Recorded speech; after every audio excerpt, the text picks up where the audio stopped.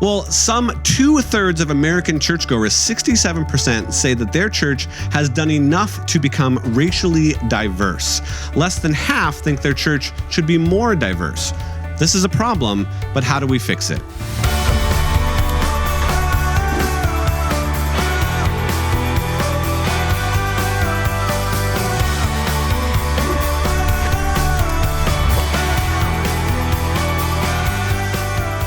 Hello, thinking Christians. Welcome to the Unapologetic Show, where we defend truth without compromise with Dr. Bobby Conway. I'm your host, Tim Hall. February is Black History Month, so Bobby and I wanted to, make sure that we raise topics that are specifically addressing things around Black History Month. There's so much we could say. There's so many different topics that we could go into. But one of the things that we thought we would discuss is this idea of the diversity in church, particularly on Sunday morning. Martin Luther King Jr. had this famous quote that 11 o'clock is the most segregated hour in America. And we see that, based on the statistics, to be true as well today. And that's unfortunate. So we want to talk about just some things that we can be thinking about as we look at, as church leaders, as Christians, what we can be doing to help change that trend in our culture. And one of the things that with our church, Image Church, we're seeking to be more diverse, and we want to try to give some helpful insight on what we're doing in order to bring that about. Now, again, we realize the obvious that we're two white guys talking about this, but we want to stand on the truth, and we want to defend that without compromise as the Bible gives us these ideas. So, Bobby, maybe you can start with just a little bit of history. What sort of historical actions can we trace back this idea of the division on Sunday morning to?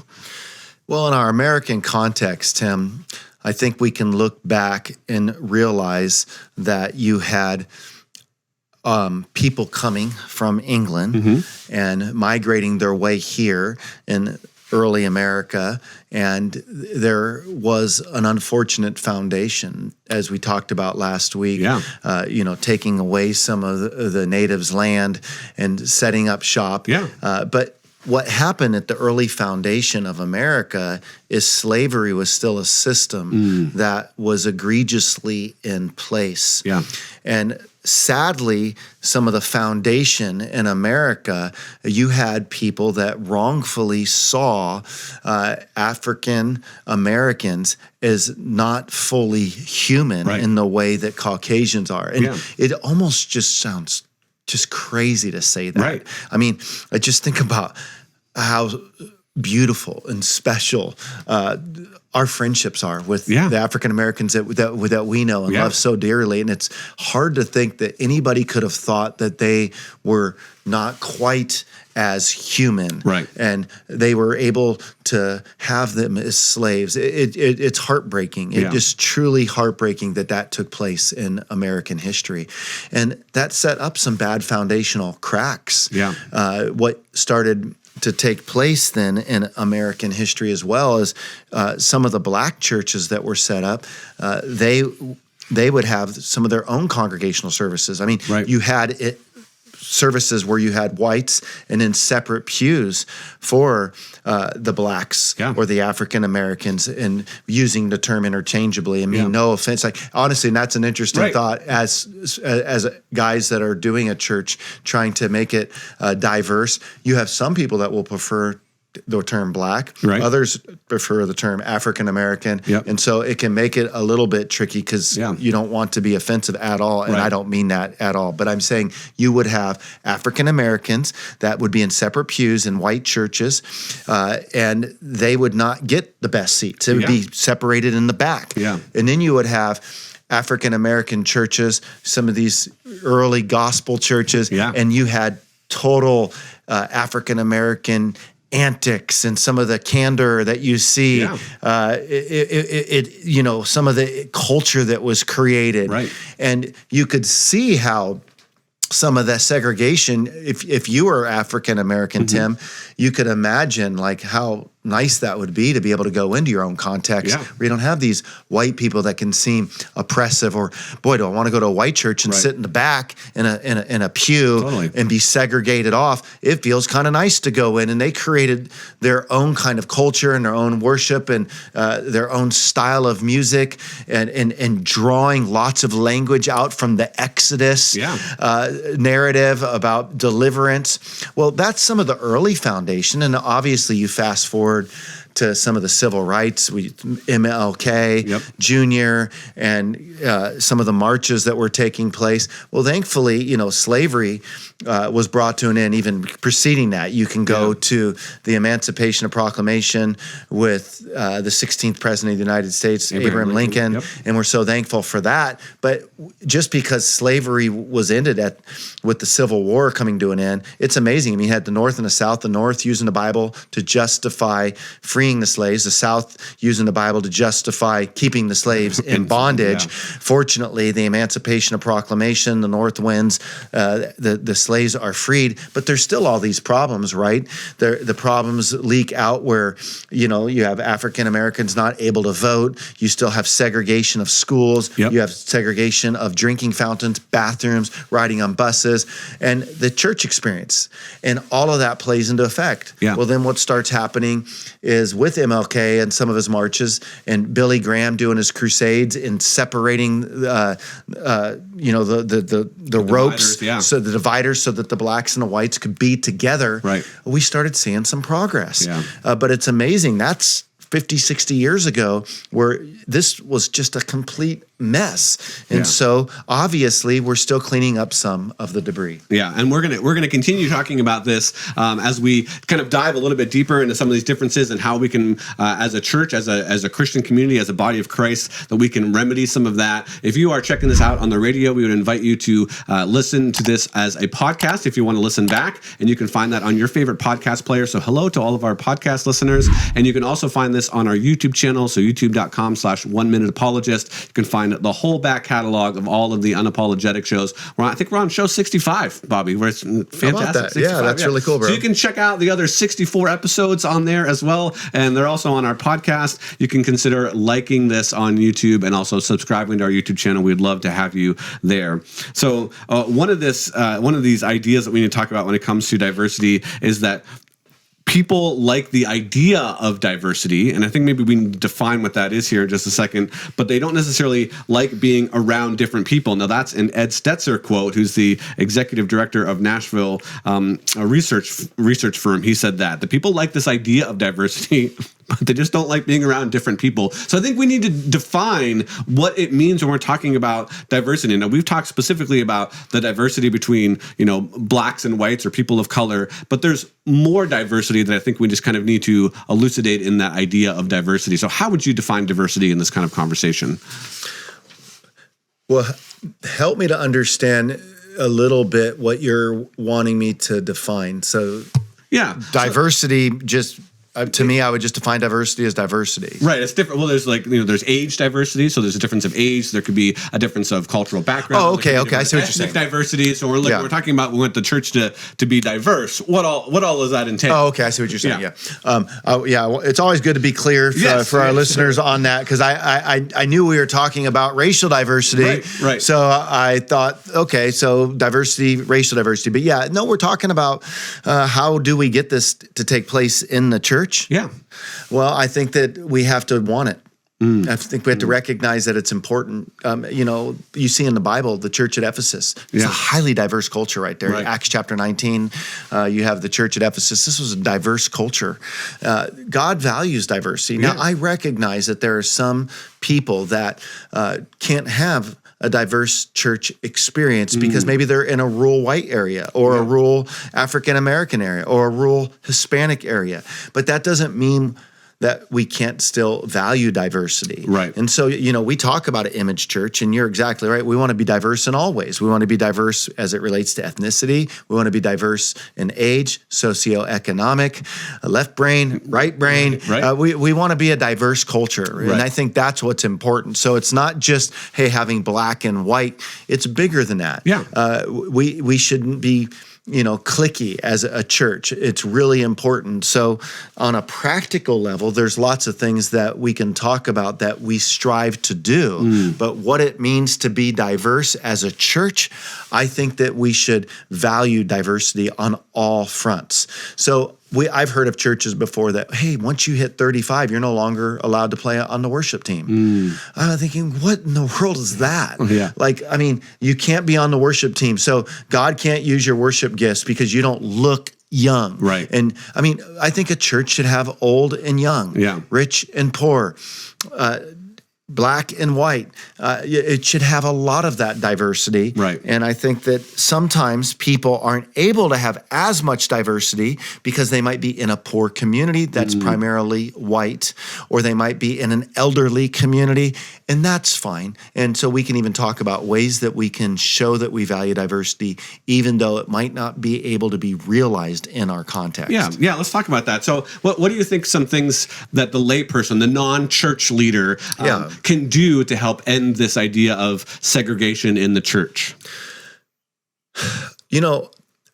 I think that we can have people come into the church and you can pulpit swap. That's one thing that can be good. Yeah. So maybe build a relationship. If you're a white pastor, build a relationship with an African American church or Hispanic church and pulpit swap. Yeah. And allow their worship team to come in and lead you in worship, and have your worship team go over and lead in worship. So that's one thing. I think that allowing people to be aware of the books that are out there that are written, where people can read things, like maybe reading Letters from a Birmingham Jail. Yeah. It's a short piece. It's, I think, less than 100 pages. Yeah. Just reading that and becoming familiar with it. Right now, it's Black History Month. I know some African Americans don't like that because they feel like, hey, what they want is their story to be part of history, not just a month. And I'm sympathetic to that. Yeah. But I'd say even Black History Month, showing how we value diversity. What we're doing at Image Church right now, we're striving to be a diverse church. We have a guy that's African American. He used to be a lead pastor. His name's Paxton Reed. And, we have him preach for me. Yeah. He does a great job. Amazing job. Yeah. We have a family that has a nonprofit organization called EYES, and this is an African American family. I'm interviewing them this weekend to talk to us about their ministry for helping diversity to take place. One of the things that we've done is we use the video series put together by Matt Chandler and Brian Loritz. Yeah. And we took several weeks of going through that curriculum with Image Church and having people in our congregations get together and talk about these black on white issues. We partnered with another church pastor named Theo at Grace Church. Yeah. And him and I had a panel discussion where we talked about these issues and talked about how the gospel is what reconciles us. Yeah. So I think that there's a lot of strategic moves. Another thing that we do on Sunday mornings is we show Maverick City music videos, and we worship to that because we say this is what we aspire to have this kind of diverse worship experience. So I think we can show videos. If you don't know of a local pastor, show a video of Tony Evans preaching on a Sunday morning. If you're doing women's study, like what our women did, we went through a study, and what was the lady's name? Conway Edwards' wife. I'm drawing a blank right now. Yeah. Jada Edwards. Yeah. So Jada Edwards is an African American lady. Well, we had our women go through Jada Edwards' curriculum. So we're always looking for ways to show that we're not trying to be just this white church, right? And so I think that those kind of strategic moves can help. Praying about diversity, asking the Lord to help you to be a diverse culture.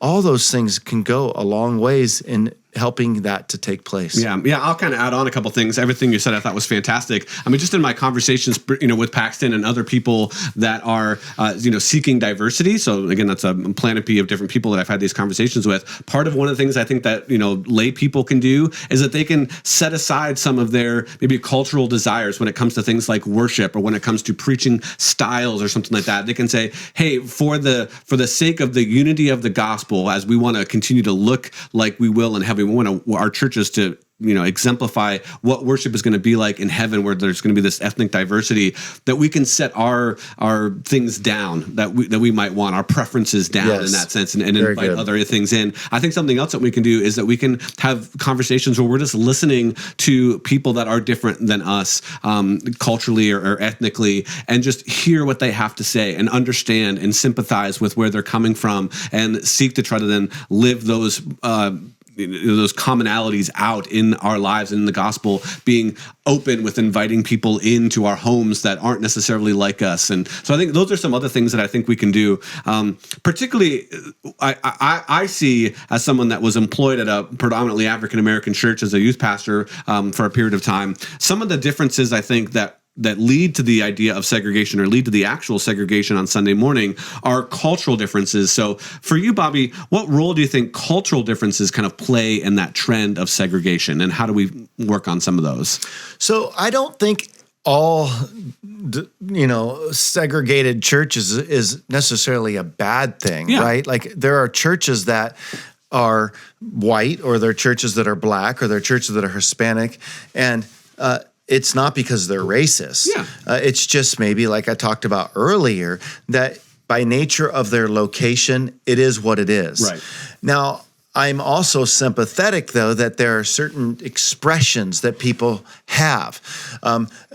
Like, you think about the African-American church. I love some of the videos where you'll see some of the elderly ladies, they're up in their dresses and their top hats, and they're in the aisle doing their dances and getting with it.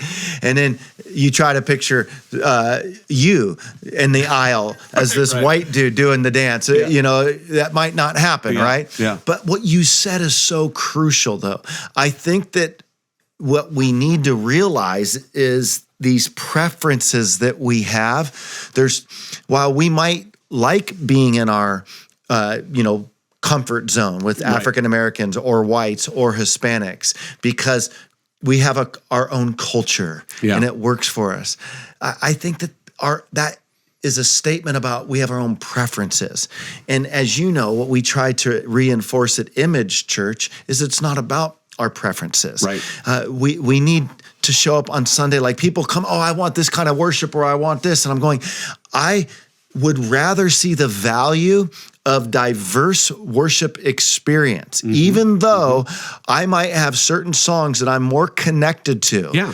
And I would rather have 2 songs that I'm connected to, maybe, and 2 that I'm not, for the sake of having a 4-songed worship experience of being unified. Right. Now, I happen to be one of those guys that I really enjoy the spirit of the African-American culture and their dancing and I think that the white church needs that. Yeah. We need to open up. We're very reserved. We need to get together, right? Yeah. And so I think that there's so much value that comes in bringing our cultures together and learning from each other. And it helps us to be more empathetic. It helps us to be less judgmental. It helps us to be less self-righteous. It helps us to be more understanding, more compassionate, all those values. When we just design a service that's all about our appetites, it creates selfishness, it creates better than mentality, it creates cliques. And I want to break all that down in the name of Jesus. So I think every church should aspire to be a diverse church, though I realize, again, because of some locations, they might not be able to. But what they can do is, instead of just creating churches all about everyone's preferences, you could be in a church in a rural area and be showing different video pieces of the way that people worship in different cultures, so that you're learning to not think it's all about your preferences. Yeah. I want to tell a quick story about my experience working at the Missionary Baptist Church. I got an opportunity to lead worship. And again, I am the only white person on stage with this band. And it was a great experience, right?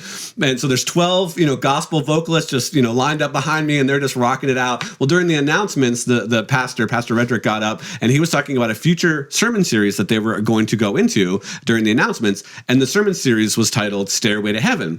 And I don't know if this was a joke. I don't know if it was planned or if it was just my own ignorance, but it was hilarious. And so he turned to the band, which I was a part of, and he said, "Isn't there a song called Stairway to Heaven?" Well, immediately I started playing the Led Zeppelin, the honky white, the white guy version of Stairway to Heaven. And the African-American band launched into this old-timey Stairway to Heaven hymn, right? And I started playing the guitar, And everyone just kind of looked at me, and the whole place just erupted up laughing because there was a significant cultural difference between what I understood the song Stairway to Heaven to be and what everybody else on the stage knew the song Stairway to Heaven to be. And we just had a great laugh riot about just that difference. And I said, man, I want to know that. I want to know that there are other songs out there called Stairway to Heaven that I just don't know, some gospel songs or whatever that I just don't know. And it was a beautiful, funny moment. Everyone laughed. Again, I don't think it was planned. I don't think they meant to roast me, but it was just a cultural difference. Dude, that is hilarious. That reminds me, when I was a kid, I showed up at a Catholic church and everybody was greeting one another.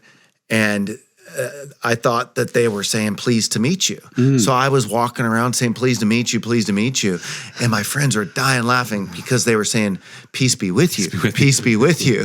And I was just revealing how unchurched I was. Well, I would have done the same thing. I would have went into some Led Zeppelin as well, Tim. But exactly, this is why we need to be around each other. You know, last night, our dear friends, Frank and Michelle Strong, Michelle Strong was at the women's study, and I was talking to her about Black History Month, and she says to me, as an African-American woman, she taught me last night, she said, I actually don't like Black History Month because I feel like I want our history to be a part of American history, not just in this month. And I thought, well, thank you for sharing that perspective, because it's important that we're listening to one another to hear each other's hearts. And she's such a special gem. I'm so thankful for the privilege. Like I can say, one of my best friends in the world is Brian Loritz. And Brian has quite the platform. I mean, he speaks with Matt Chandler and Francis Chan and David Platt and all these guys. He's one of the greatest African-American preachers in our culture today. And Brian happens to be on the board of directors at Image Church, and we've been dear friends for years now. And I first got this real burden because he invited me out to Memphis to speak at his church many years ago.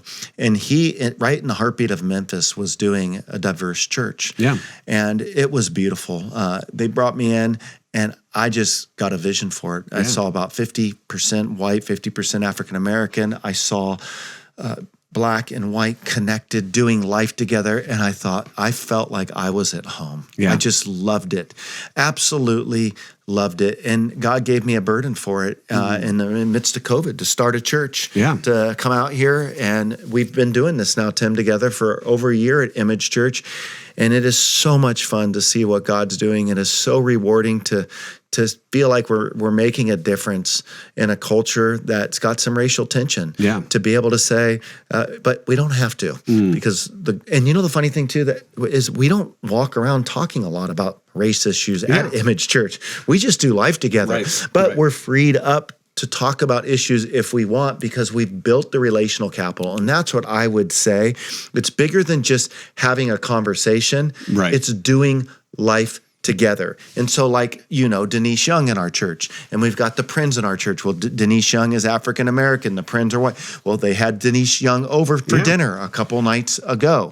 And that's what's happening at our church, where it's not just we show up for the sake of, hey, let's just be together for the appearance sake on Sunday morning. No, we've got people inviting each other into their homes. We're doing life together, and that's what makes it beautiful. Well, and again, I think that to undergird all of that, I think it starts with you wanting to do that, with you wanting to step in, and I mean you, the kind of the global you there, wanting to step into a place that you're unsure of, maybe just culturally, and say, let's do this, right? And I think that's the other thing that we can talk about is how it's possible, right? And it's not super hard. There's not some grand key to unlock this whole thing. It's just stepping in and saying, maybe we want to do this. Absolutely. So I think it's fantastic. So we realize that there is the segregation on Sunday morning. There's several reasons. We've covered a lot of them, but I think we can walk towards ending that if we unify under the gospel, if we're understanding that it's possible that we can do it, and we're open and we're listening to other people that are diverse and different than us. Any closing thoughts or final words? No, I think that what we've covered was sufficient. I think what you said is, we're two white guys talking about how to do a diverse church, but at the same token, what if it was two African Americans talking about how to do a diverse church, right? The thing is, it's our heart's desire is to be diverse. And I just would encourage people today to think of applicable way that you could start praying for God to help you to have more diverse relationships in your life. Amen.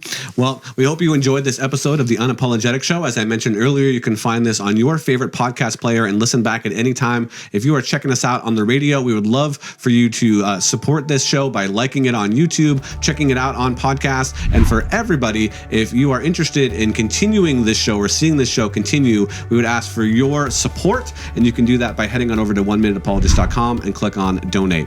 With that, we will meet you next time on The Unapologetic Show.